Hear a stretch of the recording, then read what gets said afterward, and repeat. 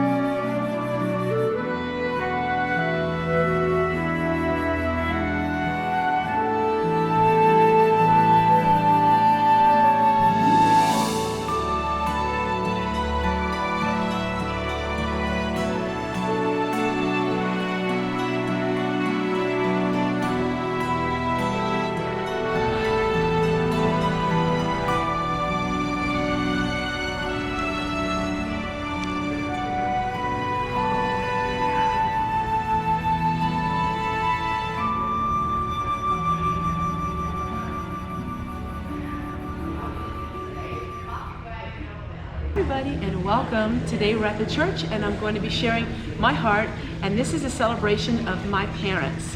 So it's been 6 months now that my parents are no longer here, and today is a big celebration where we have a lot of people coming, and I can't wait to share this service with all of you, my friends and family here online. So let's get started.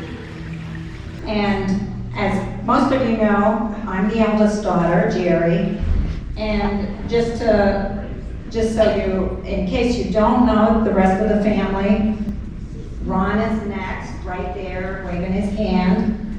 And Sharon is next. Where's she? Oh, there she is. And Teresa's baby of the family.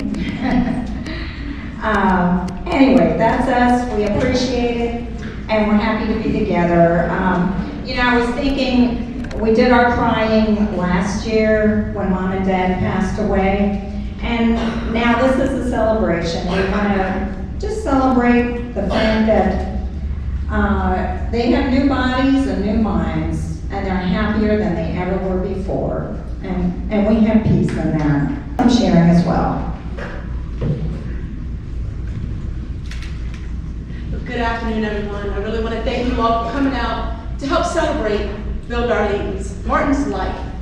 And I am the baby, I'm the youngest, and I have a story to tell all of you. I have a lot I'd like to say, but I wrote it down, so it's easier for me. All of you have come together because Bill and Darlene impacted your life in some way. Today I want to share with you how Bill and Darlene impacted me. I'm the youngest child, and I was born on January 12th, 1970, but you see, I was not Bill and Darlene Martin's little girl. In fact, I was someone else's child. My birth mother died 48 hours after I was born. My birth father at the time could not take care of me, and through the chain of events, I was brought to Bill and Darlene Martin's house early one day. I became their little girl. Now, Mother did not know she was getting a newborn child. I came along with nothing but what I was wearing as the story was told. So she was not prepared. So she stayed up all night long and sewed me my very first dress.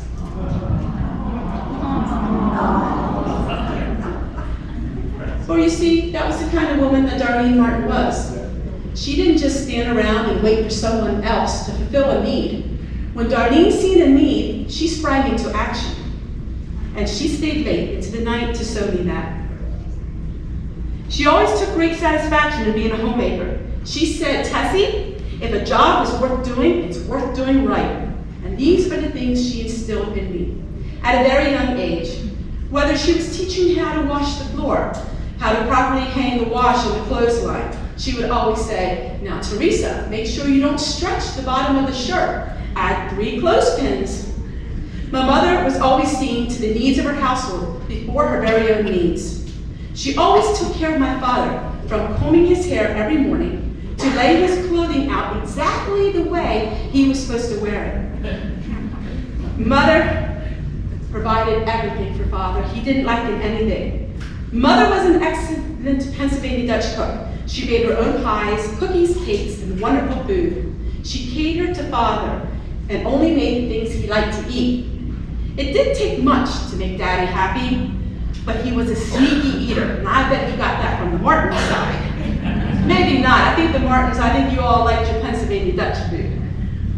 But Mom loved salads, and every once in a while she tried to get Daddy to eat one of her salads. And Daddy would say, "Oh, now, Mom, you know I'm not a rabbit." Mom was always an amazing seamstress who sewed most of her own clothing. She would work in the kitchen, and she would tell stories about her childhood. She loved her family dearly, and she talked often about her brothers and her sisters and what life was like for her. Looking back, she would be the first one to tell you that she was not a very good singer, but she sang every day while she worked in the kitchen. And you know what? The Lord loved her singing, and he loved her so much. I remember my mother singing, "Amazing grace, how sweet the sound that saved a wretch like me. I once was lost, but now I'm found, was blind, but now I see." Now let's talk about Daddy a little bit. Daddy had an amazing gift in life. It was the gift to make people laugh. I was always Daddy's little girl, and he would always sing to me, "Sweet little Miss Teresa." That was the kind of father I had. He was always kind, loving, gentle, and he never got angry. He was lighthearted and childlike in his demeanor. He played a big role in my life. He looked at the bright side of things and would always say something to joke about. He taught me to smile and to laugh and not worry what other people thought. He'd say, "Be yourself." I miss my parents very much. When Mother passed away, it wasn't sudden. She had a long and hard illness. Her voice, and often we wondered how much my mother understands. One day I sat with my mother a few years ago, and I had a vision. I sat beside Mother and I told her my vision. You see, I had a vision that we both were in heaven, and Mother and I were both the same age. We were in our 30s, and we were wearing beautiful white dresses, and we were barefoot. We had long pigtails, and we were running in a field of daisies. The sky was a blue that I had never seen in my life. And the fields of daisies were as far as you could see. Mother and I were running, and we fell to the ground laughing. I believe this was a vision. And when I told my mother, she looked at me, and one single tear fell from her eye. I knew right then and there that Mother understood. Daddy's sudden death is still hard on me. I wanted my parents to live forever on this earth, but alas, that was not to be. In life, Mom took care of Dad, and then Dad took care of Mom, visiting her every single day at the nursing home. God sent Daddy home to be with Mom, because Dad's work on earth was finished. I'm going to share with you something not many, if anyone even knew. But every night before bed, in my 17 years of living there, every single night, Mom and Dad would kneel beside the bed and they would pray. After they prayed, they told each other, "I love you, and I love you too." This was done every single night of my childhood, and that is a legacy they left behind, and that was one of love. There's one last thing I want to share with all of you, because I feel it's important for me to publicly thank my birth father for making that heart-wrenching decision to give me up for adoption. His act of kindness impacted my life forever. He knew I would be loved and cared for just like their own flesh and blood, and I will forever be grateful to the Martins for loving me and accepting me just like their own.